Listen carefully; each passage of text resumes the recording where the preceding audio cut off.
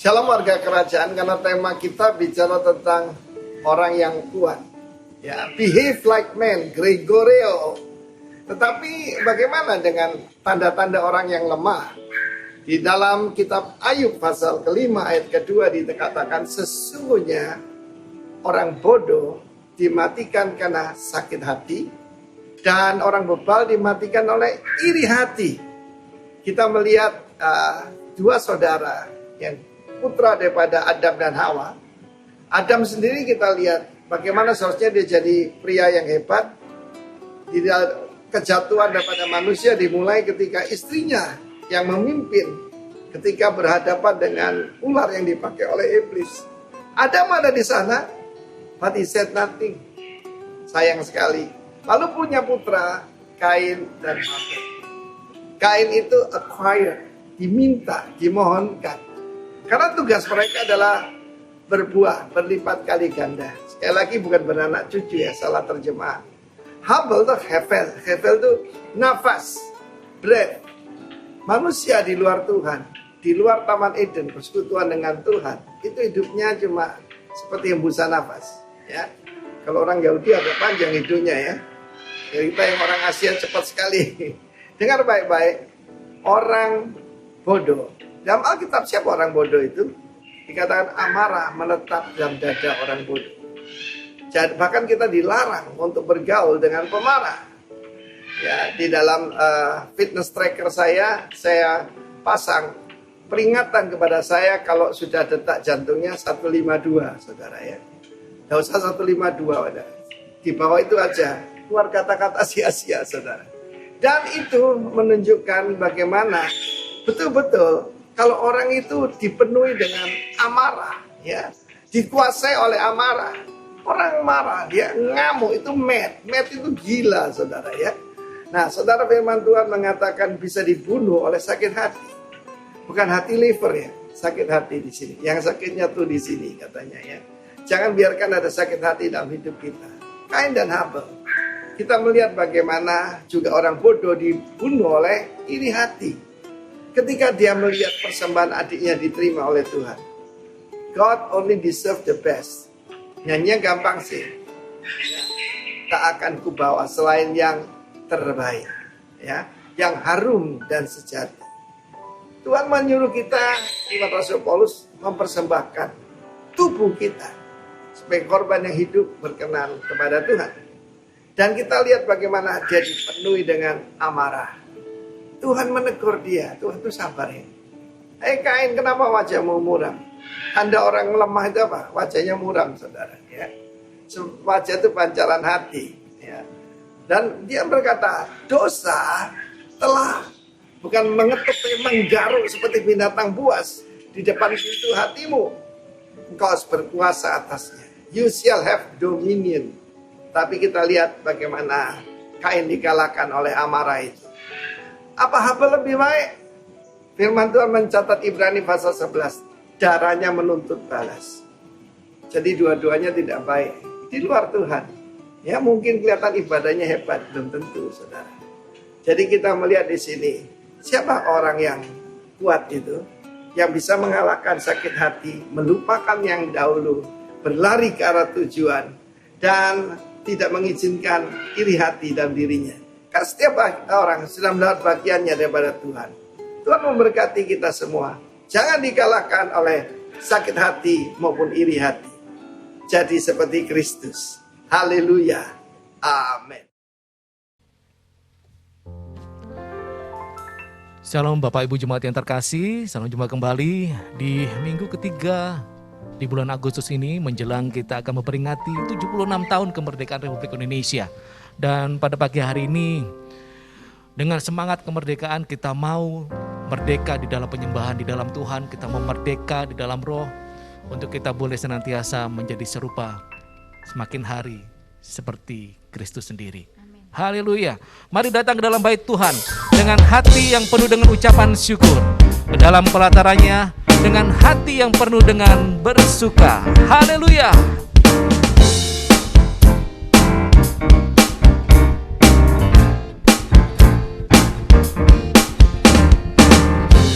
Datanglah ke bait baiknya, dengan hati bersyukur ke dalam pelatarannya. Dengan hati bersuka rasakan dan lihatlah betapa baiknya Tuhan bagi yang berlindung padanya. Akan bersorak-sorai, akan bersorak-sorai. Bersyukurlah kepada Tuhan, sebab Ia baik, bawasannya untuk selamanya. Kasih setianya, bersyukurlah kepada Tuhan, sebab Ia baik, bawasannya untuk selamanya. Kasih setianya. Oh, umat Tuhan katakan, datanglah ke baitnya dengan hati bersyukur ke dalam pelatarannya. Dengan hati bersuka rasakan dan lihatlah betapa baiknya Tuhan bagi yang berlindung padanya. Akan bersorak-sorai, akan bersorak-sorai. Bersyukurlah, bersyukurlah kepada Tuhan, sebab Ia baik, bawasannya untuk selamanya. Kasih setianya, bersyukurlah kepada Tuhan, sebab Ia baik, bawasannya untuk selamanya. Kasih setianya, bersyukurlah, bersyukurlah kepada Tuhan, sebab Ia baik, bawasannya untuk selamanya. Kasih setianya, bersyukurlah kepada Tuhan, sebab Ia baik, bawasannya untuk selamanya. Kasih setianya. Terima kasih Tuhan, kami mau bersyukur di bait-Mu Tuhan.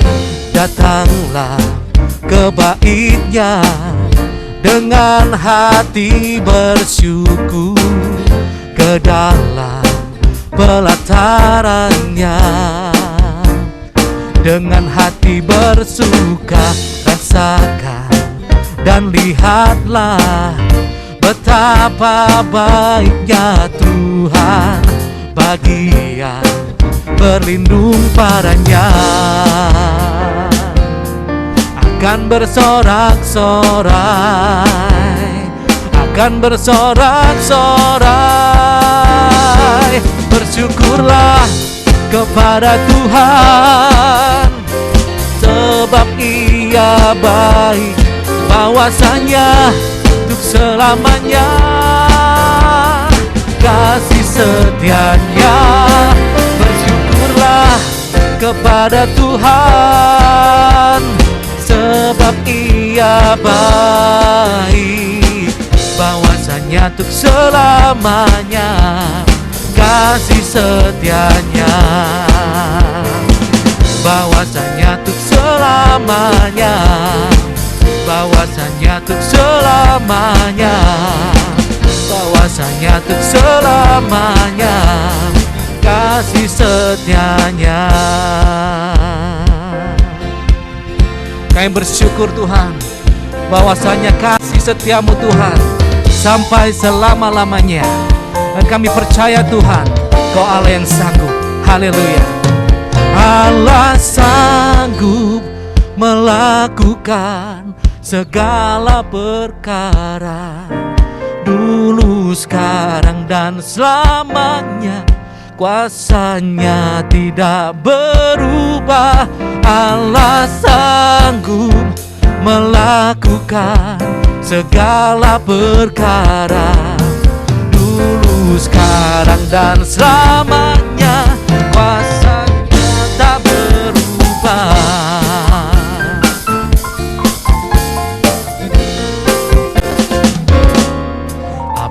Tak pernah dilihat mata, yang tak pernah didengar telinga, yang tak pernah timbul di dalam hati, semua disediakannya bagi yang mengasihi Dia. Apa yang tak pernah dilihat mata, yang tak pernah didengar telinga, yang tak pernah timbul di dalam hati, semua disediakannya bagi yang mengasihi Dia. Allah sanggup melakukan segala perkara. Dulu, sekarang, dan selamanya, kuasanya tidak berubah. Allah sanggup melakukan segala perkara.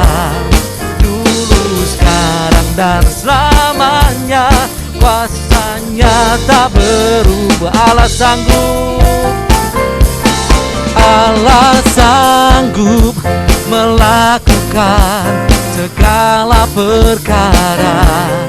Dulu, sekarang, dan selamanya, kuasanya tidak berubah. Allah sanggup melakukan segala perkara. Dulu, sekarang, dan selamanya, kuasanya tak berubah. Dulu, sekarang, dan selamanya. Dulu, sekarang, dan selamanya. Dulu, sekarang, dan selamanya, kuasanya tak berubah.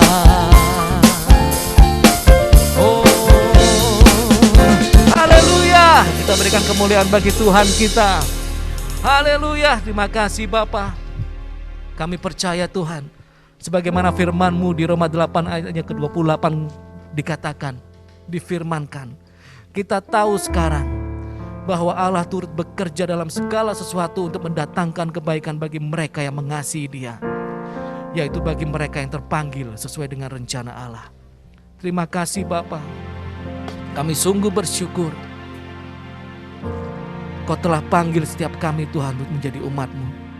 Kami percaya Tuhan, pada pagi hari ini Kau hadir di tengah-tengah kami. Kau melawat setiap hati kami Tuhan. Dan kami mau ngambil kesempatan yang terbaik untuk kami boleh memuji dan menyembah Engkau. Kami percaya Tuhan, Kau Allah yang setia. Terima kasih Tuhan. Musim akan selalu berganti, kasih Tuhan tetap abadi, tak akan berubah sampai selamanya. Ku tetap percaya, ku yakin Tuhan memberkati, ku yakin Tuhan melindungi.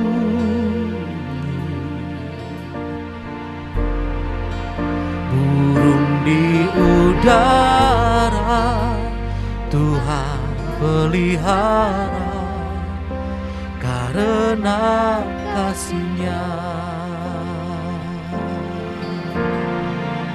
Tuhan selalu menolongku, selalu menjagaku. Sehelai di rambutku tak akan terjatuh tanpa seizin-Mu. Tuhan selalu menolongku, selalu menjagaku. Dia mengenyangkanku dan peliharaku seumur hidupku.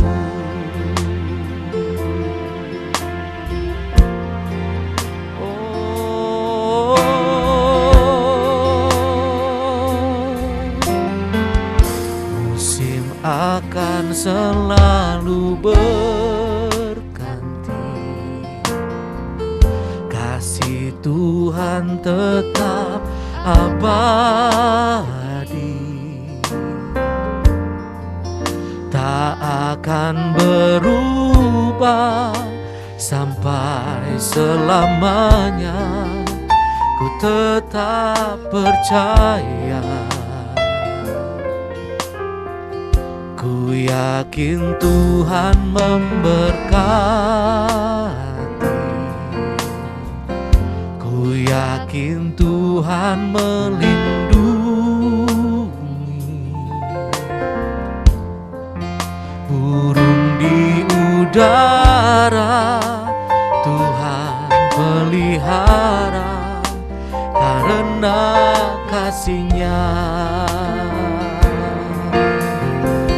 Tuhan selalu menolongku, selalu menjagaku. Sehelai di rambutku tak akan terjatuh tanpa seizin-Mu. Tuhan selalu menolongku, selalu menjagaku. Dia mengenyangkanku dan peliharaku seumur hidupku. Terima kasih Tuhan, Tuhan selalu menolongku, selalu menjagaku. Sehelai di rambutku tak akan terjatuh tanpa seizin-Mu. Tuhan selalu menolongku, selalu menjagaku. Dia mengenyangkanku dan peliharaku seumur hidupku. Dia mengenyangkanku dan peliharaku seumur hidupku. Dia mengenyangkanku dan peliharaku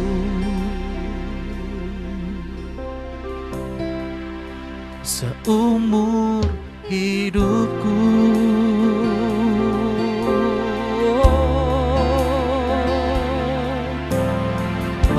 Syukur kita di hadapan Tuhan. Terima kasih Tuhan. Kami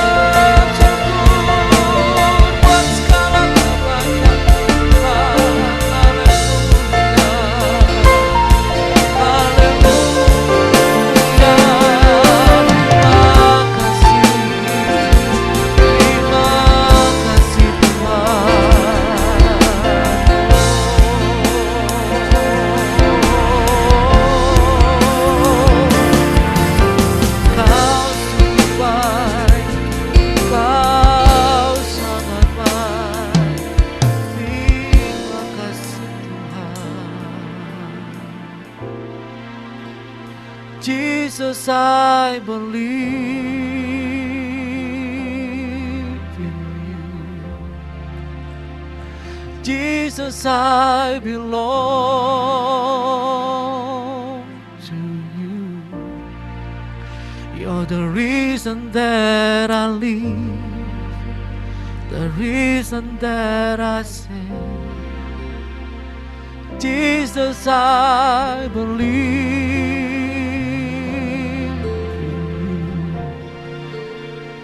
Jesus, I belong to you. You're the reason that I live, the reason that I sing. Jesus, I believe in you. Jesus, I belong. You're the reason that I live, the reason that I sing. Oh, Jesus, I believe in you. Jesus, I belong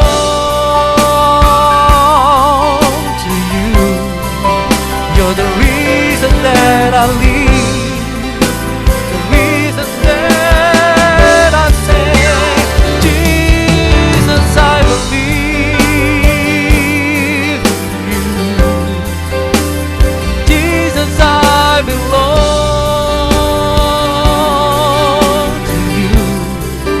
You're the reason that I live, the reason that I sing. You're the reason that I live, the reason that I sing.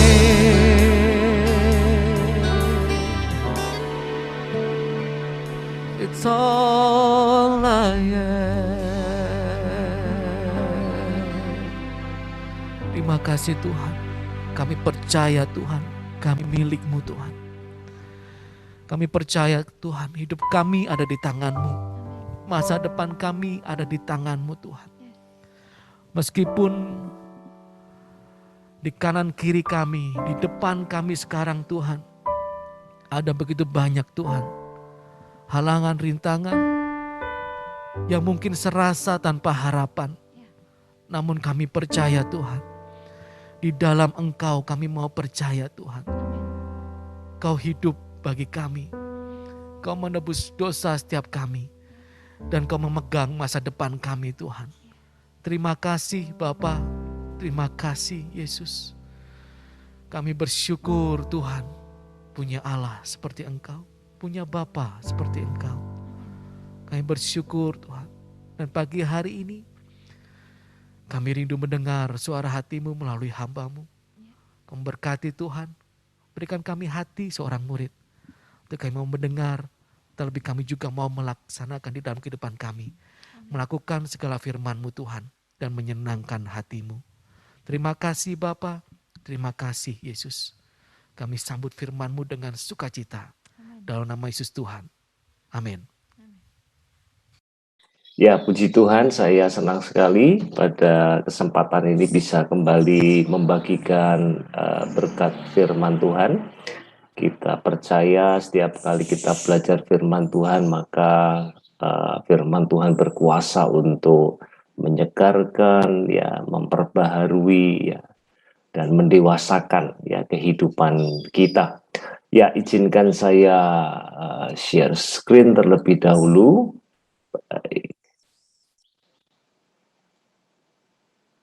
Oke, iya. Ya, firman Tuhan pagi ini saya beri judul Prepared for Something Better. Ya, dipersiapkan untuk sesuatu yang lebih baik. Dan saya percaya, saudara, ketika kita membaca, ya, judul ini, maka sepertinya judul ini tidak cocok dengan kenyataan yang sedang kita hadapi sekarang ini. Ya, semua serba memburuk, ya, semua serba memburuk. 2 hari lagi kita akan menyongsong hari kemerdekaan negara dan bangsa yang kita cintai ini. Tetapi kasus baru masih terus bertambah, ya, sekalipun memang, ya, belakangan agak lebih menurun, ya, masih 30-an ribu, saudara, dan itu sungguh merupakan sebuah pukulan yang sangat dahsyat, ya, di semua segi kehidupan kita. Sehingga tidak heran kemudian muncul pertanyaan di hati kita, kapan, ya, semua ini berakhir? Kalau pukulan itu satu kali mungkin keras, ya, dan menjatuhkan kita, tapi kita tetap masih bisa berusaha untuk bangkit. Tapi ini pukulannya berkali-kali, bertubi-tubi, sehingga sulit sekali bagi siapapun untuk bisa menghadapinya. Ya. Nah, dalam kondisi seperti itu, maka seringkali muncul, ya, perasaan tawar hati, ya, akankah situasi akan membaik, ya, atau barangkali sebaliknya mungkin akan lebih buruk daripada yang sekarang ini, saudara. Nah, mari kita akan belajar dari apa kata firman Tuhan, saudara, dan utamanya ketika Rasul Paulus sendiri, ya, dia menjadi seorang pelaku dalam hal ini, ya. Dia tidak hanya berteori, tetapi dia sendiri adalah seorang pelaku dalam hal ini, ya, di mana di tengah-tengah kesulitan hidup yang menggunung, ya, maka dia tetap berpengharapan, dia tetap punya kepercayaan yang penuh kepada Tuhan dan tidak menjadi tawar hati. Ya, saya kira kita familiar dengan teks yang kita akan pelajari bersama, tapi sekali lagi kita akan coba untuk mengunjungi, ya, teks firman Tuhan ini, dan saya percaya firman Tuhan kaya sehingga setiap kali kita dalami, kita pelajari, maka ada sesuatu yang baru yang akan menyentuh kehidupan kita, ya. 2 Korintus pasal 4 ayat yang ke-16, ya. Sebab itu kami tidak tawar hati, tetapi meskipun manusia lahiriah kami semakin merosot, namun manusia batiniah kami dibaharui dari sehari ke sehari. Nah, saudara perhatikan di sini di ayat 16 ini, Rasul Paulus mengkontraskan antara yang lahiriah dengan yang batiniah. Ya. Nah, apa yang terjadi ketika seseorang menjadi tawar hati? Ya, maka jawabannya karena fokusnya hanya pada yang lahiriah saja. Nah, padahal sesungguhnya masih ada sisi yang lain dari kehidupan kita. Tapi banyak kali, ya, dan kita kalau mau jujur, seringkali mata kita hanya tertuju kepada yang kelihatan saja, yang lahiriah saja, saudara. Ya. Nah, kemudian ayat yang selanjutnya, ayat yang ke-17. Sebab penderitaan ringan yang sekarang ini mengerjakan bagi kami kemuliaan kekal yang melebihi segala-galanya, jauh lebih besar daripada penderitaan kami. Ya, tadi di ayat yang ke-16 kontrasnya antara lahiriah dengan batiniah, lalu sekarang ditambahkan Ya, yang lahiriah itu ya yang sekarang ini. Yang batiniah itulah yang kekal, ya. Dan kalau mau dibandingkan yang sekarang dengan yang akan datang, maka yang akan datang itu jauh lebih besar, kata Rasul Paulus. Ya. Ayat 18. Ya. Sebab kami tidak memperhatikan yang kelihatan, melainkan yang tak kelihatan. Karena yang kelihatan adalah sementara, sedangkan yang tak kelihatan adalah kekal. Saudara memberikan sebuah gambaran yang begitu jelas ya Rasul Paulus kepada kita sekalian. Ya, sepertinya ada sinonim yang beruntun di sini ya. Yang lahiriah itu berarti yang sekarang, yang kelihatan, ya. Lalu kemudian yang batiniah itulah yang kekal dan itu tidak kelihatan memang, ya. Nah, bagaimana Rasul Paulus kemudian bisa menjadi tidak tawar hati ketika menghadapi begitu banyak tantangan lahiriah di dalam kehidupannya, karena memang yang lahiriah ini tidak terelakkan ya, dan semua, kalau saya pakai bahasa konseling ya, stresor ya, hal-hal yang membuat kita jadi stres, jadi tertekan, itu datangnya dari yang lahiriah, dan itu yang kita hadapi saat ini.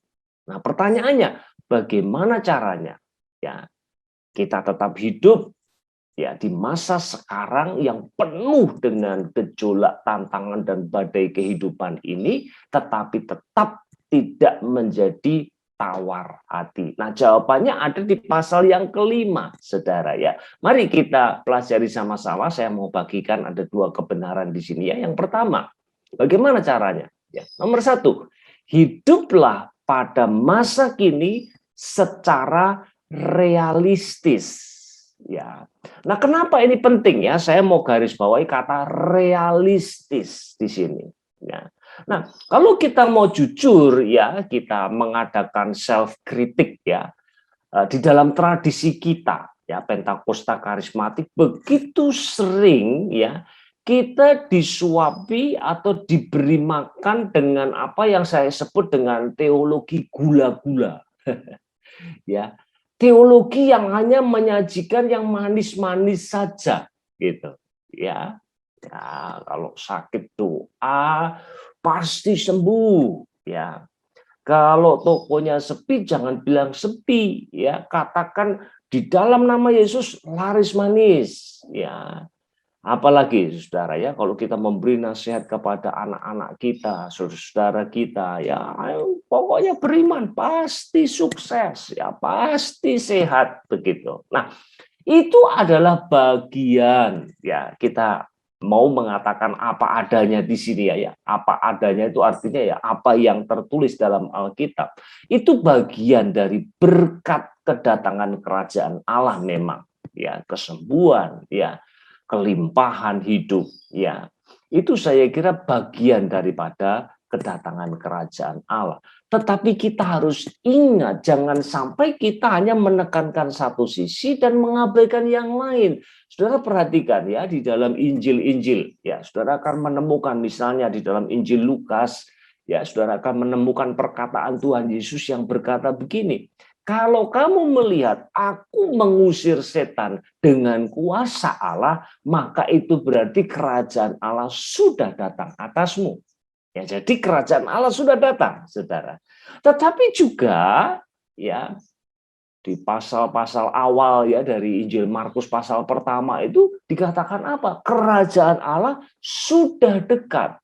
Artinya ya memang sudah datang, tetapi juga belum sepenuhnya. Nanti menunggu kedatangan Kristus yang kedua kali, saudara. Baru semua penderitaan, semua kesusahan, semua masalah dalam kehidupan, air mata, penyakit, semua akan dihapus. Lenyap sama sekali, saudara. Tapi masih nunggu nanti.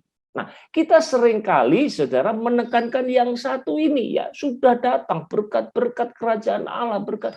Tetapi kita mengabaikan bahwa kerajaan Allah belum sepenuhnya datang. Nah, itu sebabnya Rasul Paulus mengajak kita Kalau kita mau supaya kita tidak tawar hati, maka hiduplah dengan mata yang terbuka. Artinya menjadi realistis ya. Punya cara pandang realistis yang sehat. Nah, bagaimana kita tahu itu? Mari kita lihat ya. Pasal yang kelima, ayat yang ke-1a. Karena kami tahu bahwa jika kemah tempat kediaman kita di bumi dibongkar, nah saya mau berhenti di situ dulu, saudara ya. Ada beberapa hal yang saya mau jelaskan di sini. Pertama, Rasul Paulus memulai ya dengan kata karena. Karena itu kata penghubung. Ya, jadi artinya nyambung ya, menghubungkan dengan yang sebelumnya. Ya. Lalu perhatikan kata kemah di sini. Ya, ini menunjukkan bahwa manusia itu gabungan jiwa dan tubuh, ya, jiwa dan tubuh. Nah, saya tidak mau berbicara panjang lebar ya, atau menimbulkan polemik di sini. Apakah kita percaya tubuh jiwa roh atau tubuh jiwa itu sama dengan roh? Nah, itu bagiannya bukan di sini, saudara ya. Tetapi ada bagian yang tidak kelihatan dari diri manusia. Dan ada yang kelihatan. Yang kelihatan disebut dengan kemah di sini ya. Nah, nanti di pasal yang sebelumnya, di pasal 4 ayat yang ke-7 kalau saya tidak salah ya, Rasul Paulus menyebut tubuh ini dengan bejana tanah liat. Ya, bejana tanah liat atau kemah. Nah, apa yang sebenarnya mau diseberangkan di sini? Kenapa kok Rasul Paulus tidak menggunakan kata benteng atau kastil gitu ya? Tapi kemah, saudara ya. Kemah itu terdiri dari apa sih? Ya, kain kanvas yang tebal, yang kuat memang ya. Lalu ada talinya ya. Lalu ada pasak-pasak untuk menancapkan tali-tali supaya kemudian kemah itu bisa berdiri. Tetapi mari kita realistis saja ya. Yang namanya kemah, kain kanvas sekuat apapun, kalau itu sudah dimakan usia, ya kena panas, kena hujan, ya lama-lama dia akan retas, lama-lama dia akan robek. Begitu pula dengan tali, ya juga akhirnya akan putus. Pada saat itu putus, maka kain kanvas itu akan roboh ke tanah begitu saja. Nah, itulah gambaran dari tubuh kita dan kita harus realistis. Ini tubuh kita ini tidak ada yang tidak ada ceritanya makin hari kita makin sehat itu tidak ada. Makin hari makin cantik tidak ada. Makin hari makin kuat tidak ada. Makin hari makin usul, makin lemah, saudara. Ya. Dan itu mau mengatakan kepada kita bahwa kemah yang kita kenakan sekarang ini sifatnya sementara, bukan rumah yang final, yang terakhir. Ya, itu sebabnya saya suka mengutip apa yang dikatakan oleh John Chrysostom. Ya, kemah di sini menyiratkan sesuatu yang mudah dibongkar, begitu pasaknya ditarik. Ya. Tidak perlu bulldozer, saudara. Ya, pasarnya ditarik, ya, langsung selesai, ya, dan bersifat transitori, ya. Jadi bukan final kalau saudara, ya, melakukan apa, mengikuti penerbangan jarak jauh, ada tempat di mana kita transit itu cuma sebentar, ya.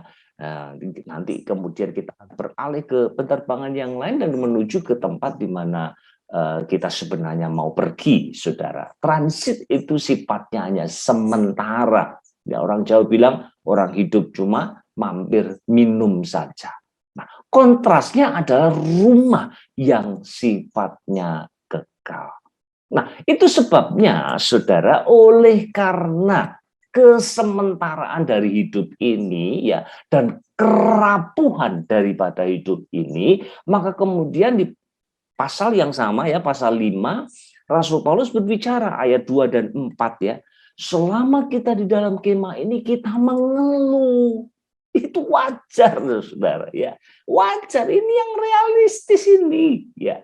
Sebab selama masih diam di dalam kemah ini kita mengeluh, di ayat yang keempat ditegaskan lagi oleh beratnya tekanan. Saudara perhatikan kata mengeluh di sini ya. Mengeluh ini dalam bahasa Yunani itu saudara dari kata stenos itu ya. Lalu kita dapat kata stenografi ya.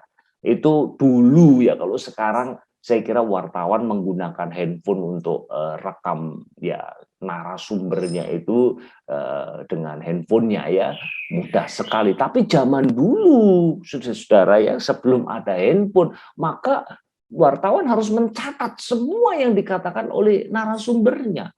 Lah, ngomongnya kan cepet, makanya harus disingkat gitu. Ya, ngomongnya harus ya, makanya stenos itu pengertiannya itu di squeeze ya, diperes ya, dipadatkan gitu, dicekek saudara. Itu pengertiannya, dan itulah yang membuat kita jadi mengeluh. Ya, apa yang membuat kita mengeluh? Pertama, situasi kehidupan yang sulit, yang menekan kita. Lalu juga Rasul Paulus berbicara mengenai kerinduan kita ya untuk masuk dalam kekekalan bersama dengan Allah. Itu juga membuat jiwa kita, hati kita kemudian mengeluh.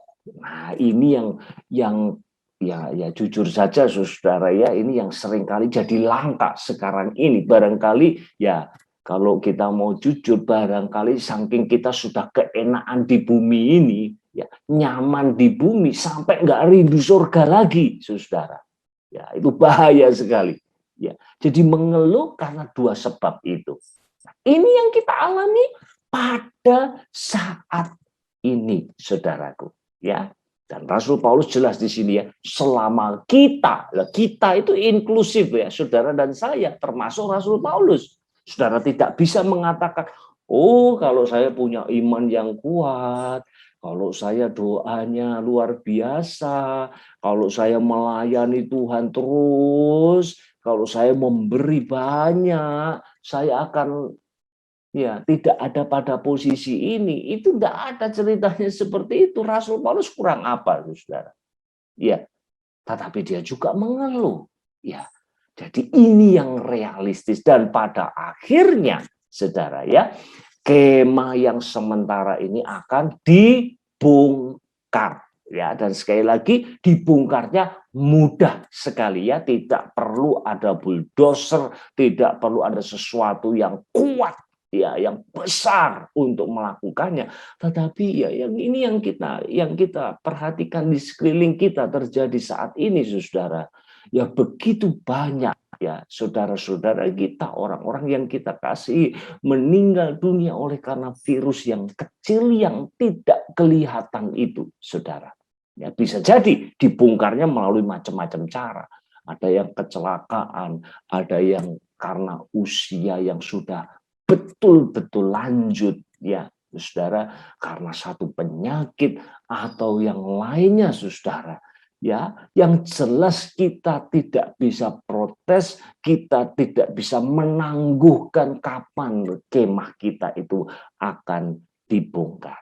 Nah, kata jika di sini memang ada pengecualian ya, jika kemah kita dibongkar. Tapi juga ada kemungkinan lain ya, barangkali kita ya masih hidup pada saat Kristus datang yang kedua kali. Nah, itu kemungkinannya, saudaraku ya. Nah, kalau ini sudah settled ya, kalau ini sudah mendarat di dalam hati kita, maka kemudian kita akan selesai ya dengan apa? Ya, apa ini? Pertanyaan-pertanyaan yang sering, kenapa kok saya menderita sih? Saya sudah ikut Tuhan setia kok menderita ya. Apakah ada dosa, apakah ada yang salah, itu sudah selesai, saudara. Itu tidak akan muncul lagi ya. Nah, kenapa? Karena memang kita sudah disadarkan dan kita menjadi realistis, tubuh ya, dan dunia ini bukan rumah terakhir kita. Kalau tidak, saudara, kalau kita tidak hidup secara realistis seperti ini, maka kita akan terus goyang kehidupan kita ya.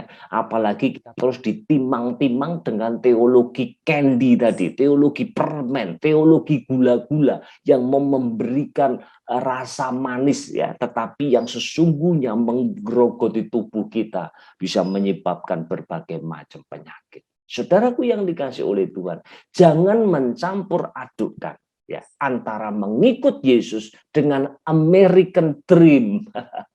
Kalau saya boleh pinjam istilah itu, saudara. Seringkali orang pikir mengikut Yesus itulah makmur, itulah kesehatan dan seterusnya.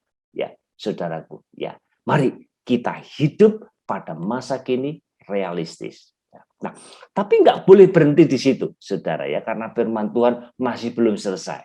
Ya, nah mari kita akan lanjutkan yang kedua. Ya, maka lanjutannya apa? Percayalah pada masa depan yang fantastis. Nah, ini yang saya mau garis bawahi ya. Hidup sekarang ini harus realistis. Tapi masa depan kita ya berdasarkan janji daripada Tuhan, daripada Allah sendiri, itu betul-betul fantastis ya. Jauh lebih besar kemuliaannya dibanding dengan apa yang kita alami pada saat ini, saudaraku. Ya, mari kita lihat sekarang ya bagian B ya dari ayat yang pertama tadi ya di pasal 5 dari 2 Korintus ya. Karena kami tahu bahwa jika kemah tempat kediaman kita di bumi ini dibongkar, Allah telah menyediakan ini sebagai gantinya ya. Suatu tempat kediaman di surga bagi kita, suatu tempat kediaman yang kekal yang tidak dibuat oleh tangan manusia. Jadi, ya kesimpulannya, orang Kristen, orang percaya itu punya 2 rumah. Saudara, yang satu masih sedang ditempati, ya. Nanti akhirnya dia akan pindah rumah. Ya, kita nggak tahu kapan itu. Ya, jadi punya 2 rumah. Lalu kemudian ya catatannya di sini bahwa tidak dibuat oleh tangan manusia. Artinya rumah kita ya yang kedua itu sempurna. Karena tangan manusia biasanya kalau kerja ya mesti ada kekurangannya. Tapi tangan Allah, saudara, selalu sempurna. Nah, kalau kita tanya, itu bentuknya apa? Tempat kediaman yang kekal itu apa? Maka saya percaya, saudara, itu berbicara mengenai tubuh kebangkitan. Ya, yang saat ini yang punya masih Tuhan Yesus saja. Ya, nah, nanti kelak pada saat Kristus datang ya yang mati akan dibangkitkan dan akan menerima tubuh kebangkitan itu, saudaraku ya. Dan dengan demikian saya harap ini jelas gitu ya, sebab masih banyak yang dipengaruhi oleh pengajaran-pengajaran yang lain bahkan dari ya kepercayaan yang lain, saudara ya. Jadi jelas ini tidak berbicara mengenai pertama reinkarnasi ya. Reinkarnasi bicara apa sih ya? Ya saya hidup sekarang, kalau saya hidup baik ya, lalu kemudian saya akan mengalami siklus kehidupan ya, lalu saya akan hidup pada kehidupan yang akan datang dalam bentuk yang berbeda bergantung pada kehidupan saya yang sekarang ini ya. Tetapi jelas ini tidak sesuai dengan firman Tuhan, sebab di dalam Ibrani 9 ayat 27 katakan apa? Ya, manusia hanya mati sekali saja lalu dihakimi, titik, tidak berulang-ulang, tidak seperti siklus. Ya. Lalu yang kedua ada pemahaman soul sleep. Ya, itu jiwa itu tertidur. Jadi begitu orang mati, itu jiwanya tertidur. Nah, saudara, memang ya di dalam Alkitab kita, ya di Injil-Injil misalnya, putri daripada Yairus ya ketika dibangkitkan oleh Tuhan Yesus katakan apa? Enggak, dia nggak mati, dia tertidur ya. Begitu juga dengan Lazarus ya.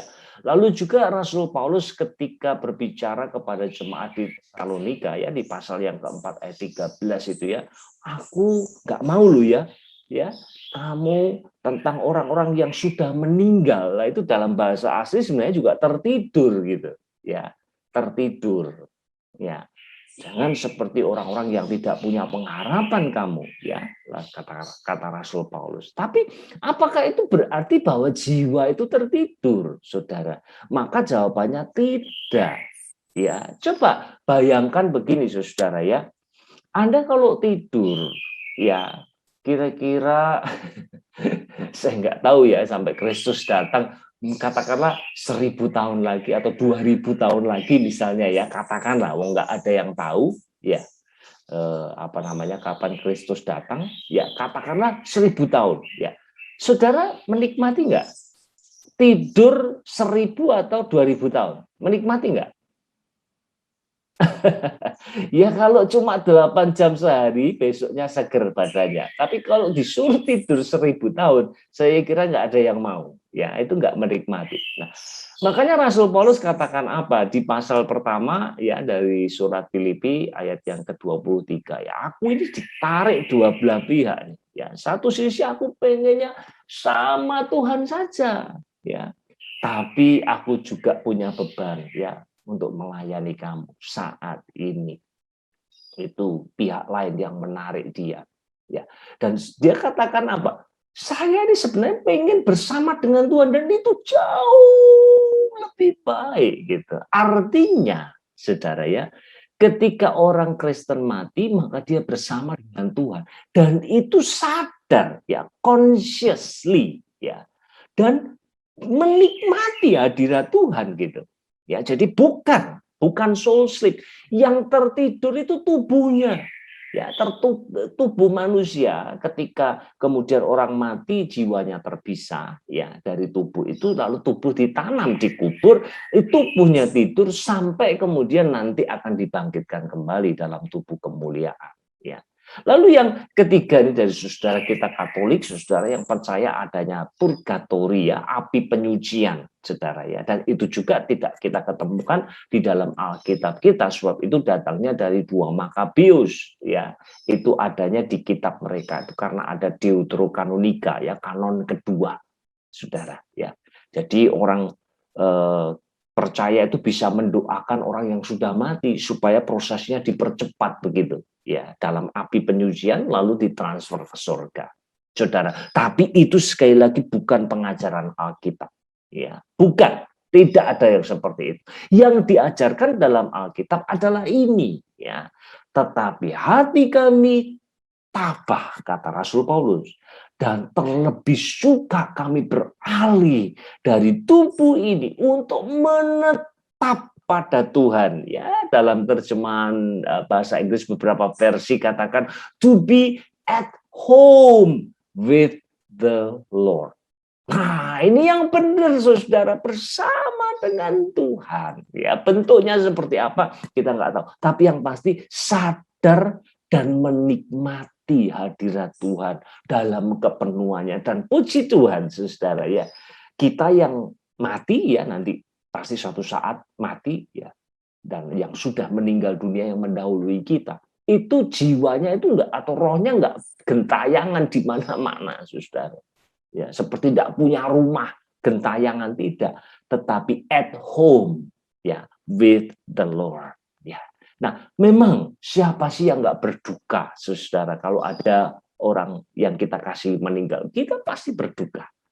Tetapi mengingat ya, kalau dia adalah seorang yang percaya, meskipun jiwanya meninggalkan tubuhnya, tetapi ini kabar baiknya, bukan gentayangan, bukan terus kemana-mana tidak jelas, tetapi dia bersama dengan Sang Pencipta. Dan puji Tuhan, saudara, ketika Alkitab berbicara mengenai hal-hal yang terjadi pada zaman yang akan datang, ya, the age to come, ya, masa yang akan datang, itu Alkitab berbicara dengan penuh kepastian, sehingga kita bisa yakin sepenuhnya, saudara. Ya, dan saya suka apa yang dikatakan Thomas Watson ya. Dia mengatakan begini, ini menarik sekali ya. Coba saudara perhatikan, bangkit dari kubur itu lebih pasti ketimbang bangkit dari tempat tidur. Saudara ya. Jadi artinya apa? Ya, ya. Kalau kita tidur, ya kita nggak tahu besok bangun apa enggak, saudara. Ya, kita nggak tahu. Bisa saja besok hari terakhir dalam kehidupan kita, ya. Tetapi yang namanya kebangkitan tubuh, ya, itu adalah pasti. Kenapa pasti? Karena firman Tuhan mengatakan itu, dan ketika Allah berjanji, pasti Dia akan menepatinya. Saudara, ya saya mau menutup dengan apa yang disampaikan oleh Charles Spurgeon di sini, ya, saudara. Dia mengatakan kebenaran yang luar biasa, ya. Orang benar dikubur dalam kondisi kusut dan lunglai, tetapi tidak demikian ketika ia dibangkitkan. Ia dibawa ke sana, ya, ke tempat penguburan dengan kulit yang keriput, pipi yang cekung, tubuh yang dingin. Namun ia akan dibangkitkan dalam keagungan dan kemuliaan. Haleluya, saudara. Puji Tuhan, ya. Kalau ini saya khotbah di ruang kebaktian, saya pasti akan minta kita semua akan tepuk tangan, ya. Sebab ini janji yang luar biasa. Saudara, ini dua ini yang akan menjadi kunci, ya. Hidup di tengah kesulitan yang luar biasa, tetapi tidak menjadi tawar hati. Pertama, realistis. Memang ini keadaannya, saudara. Ya, ini keadaannya. Tetapi dalam kesementaraan kehidupan kita ini, mari kita terus memandang ke depan bahwa akan ada masa depan yang fantastis yang Tuhan janjikan bagi kita yang percaya kepadanya. Amin. Puji Tuhan. Mari kita satu hati dalam doa. Bapa dalam surga, terima kasih firman-Mu Engkau telah sampaikan, dan kami terus berdoa supaya firman-Mu akan terus menjamah kehidupan kami, menguatkan kami khususnya di saat-saat yang sulit seperti ini. Berkati kami semua yang telah mendengarnya, biar kami tidak hanya dengar tapi juga melakukannya. Terima kasih Bapa. Ini doa kami panjatkan demi nama Tuhan Yesus. Haleluya. Amin. Tuhan memberkati.